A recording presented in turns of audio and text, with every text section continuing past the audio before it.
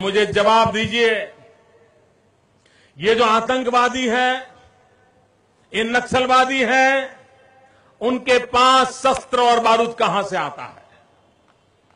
वो तो विदेश की धरती से आता है और सीमाएं संपूर्ण रूप से आपके कब्जे में है। सीमा सुरक्षा बल आपके कब्जे में है। मैंने उनको दूसरा सवाल पूछा। हमने कहा आतंकवादियों के पास धन आता है, हवाले से आता है, पूरा मनी ट्रांजैक्शन का कारोबार भारत सरकार के कब्जे में है, आरबीआई के अंडर में है, बैंकों के माध्यम से होता है।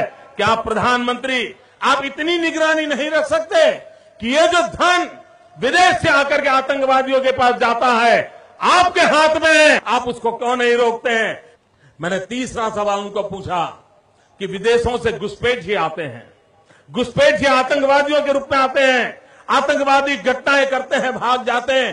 प्रधानमंत्री जी आप मुझे बताइए, सीमाएं आपके हाथ में है, कोस्टल सिक्योरिटी आपके हाथ में है, बीएसएफ सेना सब आपके हाथ में है, नेवी आपके हाथ में है, ये विदेश से घुसपैठ के कैसे घुट जाते हैं? मैंने चौथा सवाल पूछा, सारा कम्युनिकेशन भारत सरकार के अंडर में है। कोई भी अगर टेलीफोन पे बात करता है, ईमेल भेजता है, कोई भी कम्युनिकेशन करता है, भारत सरकार उसको इंटरप्ट कर सकती है।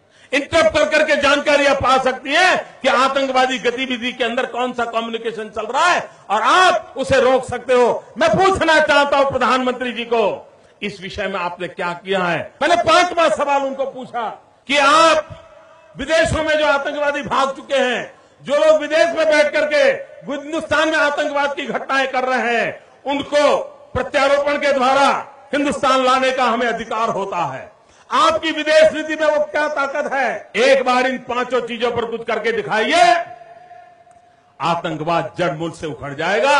राज्यों के अधिकार हथिया करके राजनीति के करने के खेल छोड़ दीजिए। भाइयों बहनों, दिल्ली की सल्तनत के पास मेरे इन सवालों के जवाब नहीं है। दिल्ली की सरकार में वो सीना नहीं है, 46 इंच का सीना लगता है दोस्तों, तब जाकर